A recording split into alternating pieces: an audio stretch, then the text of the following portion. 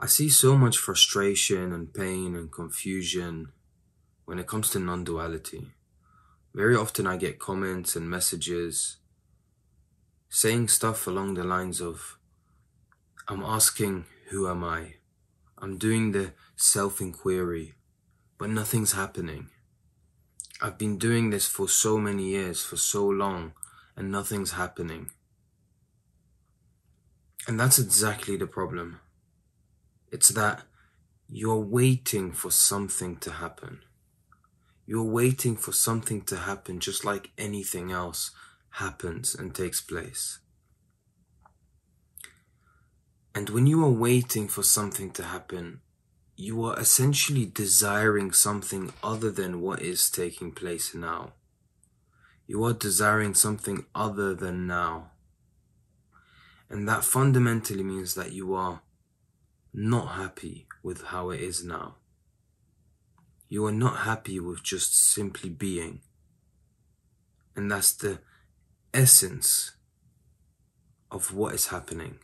The essence of what is just being. Whether something does happen or doesn't happen, whether you are happy or sad, there is still just being. In fact, it's the being that allows the recognition of the happiness, the sadness, and whatever does take place and what doesn't.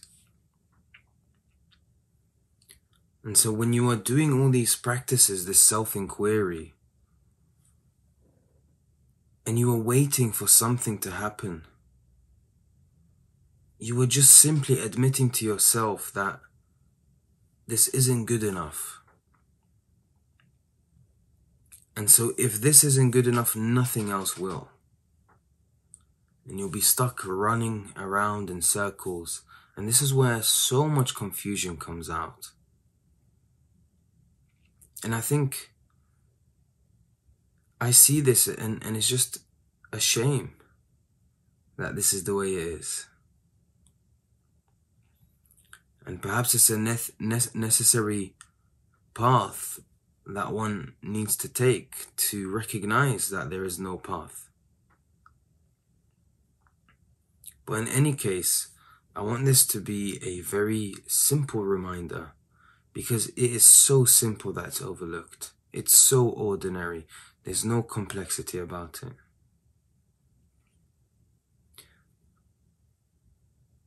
Just be.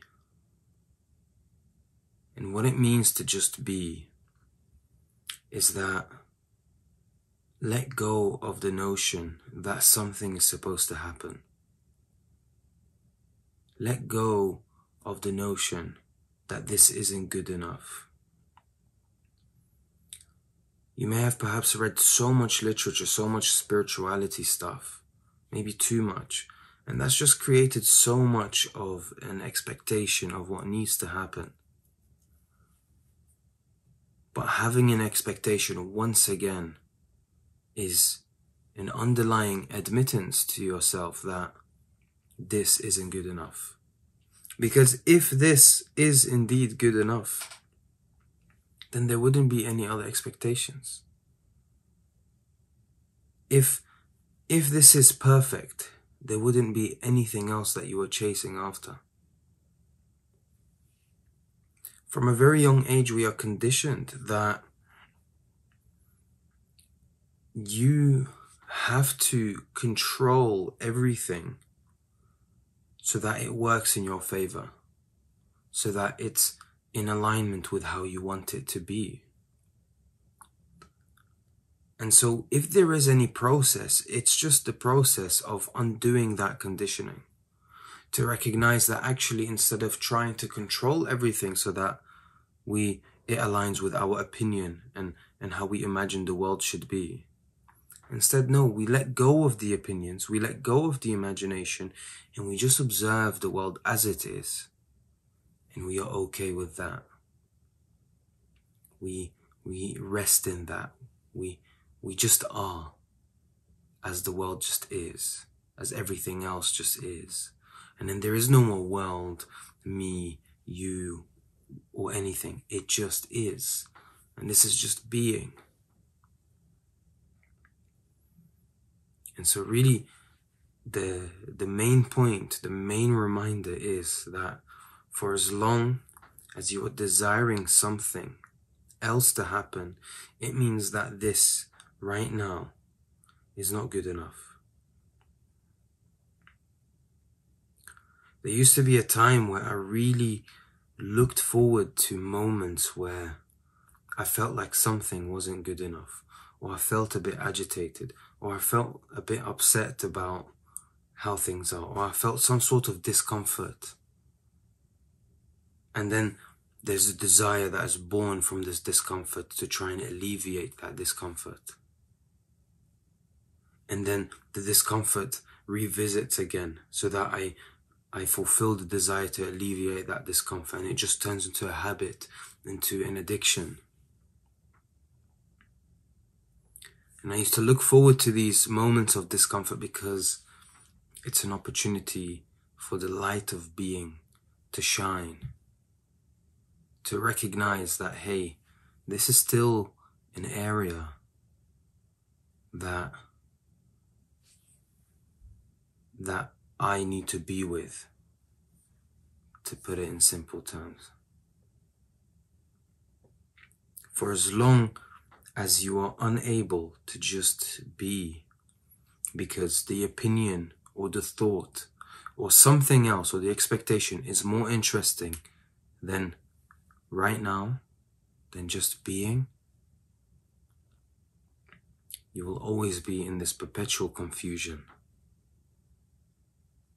You will always be stuck in this dualistic pain, waiting forever and ever.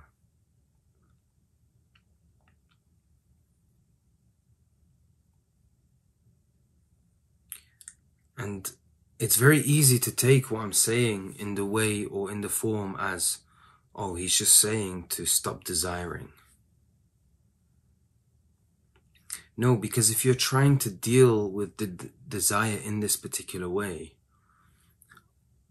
there is still some sort of illusion or an entrapment on the desire level. Recognize that there are desires and there are undesires. Recognize that there is the desire to not desire. These are all things that are recognized. But essentially, as you are in being, resting in stillness, resting in being, these desires are just movements, just like any other movement. And so just be and rest, resting in being, and we are okay with whatever the movement is, whatever takes place.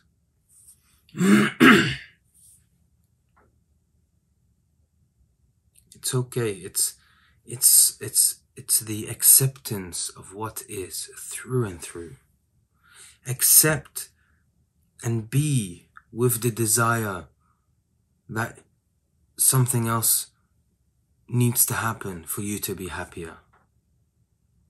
These are all things to be recognized, and just sit with that and be okay with it and see how it's never ending. It's never ending. The desires, the thoughts, the opinions and the expectations, they're just perpetual. They're never ending.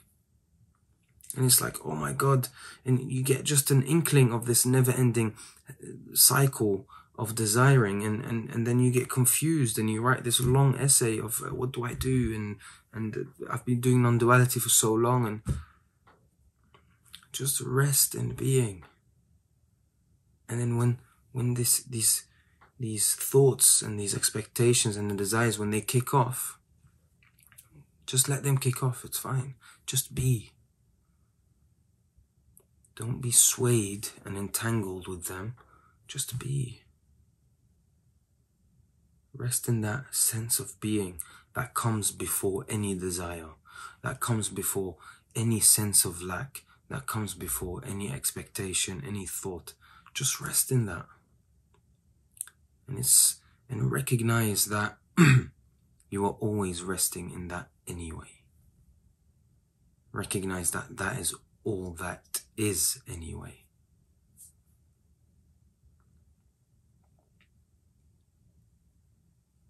So Perhaps this is why non-duality is so confusing. Because the mind is trying to interpret it using the conditioning that 1 + 1 = 2. There is some sort of progression. No, this is about realizing that it's not about progression, because there is no end to progression. It's the recognition that everything all just is. And when I say all, that includes the notion of the I and the you and the ego and the separate self. It all just is. So just be and watch. Even the watching isn't something that you do, it also just is. And then 2 minutes later, again, notice the thoughts will come in and they try to claw you back and trap you and entangle you once more. Just be. Let go of this chasing. What are you chasing after? The moment you start chasing is you admitting a false and illusory admittance that something in your life is lacking. That something in your life is missing. You know, even the concept of heaven, you take part in, accumulating good deeds and you do good so that you may enter heaven. That's fine. But why not recognize that the description of heaven is that it's never-ending bliss and never-ending happiness and never-ending rivers of whatever, and whatever heaven is depicted as is that it has no ending. So clearly there is no progression in heaven. For if there is progression, there's a start and an end. So recognize that now. Don't wait till you die. Recognize heaven now. By just being.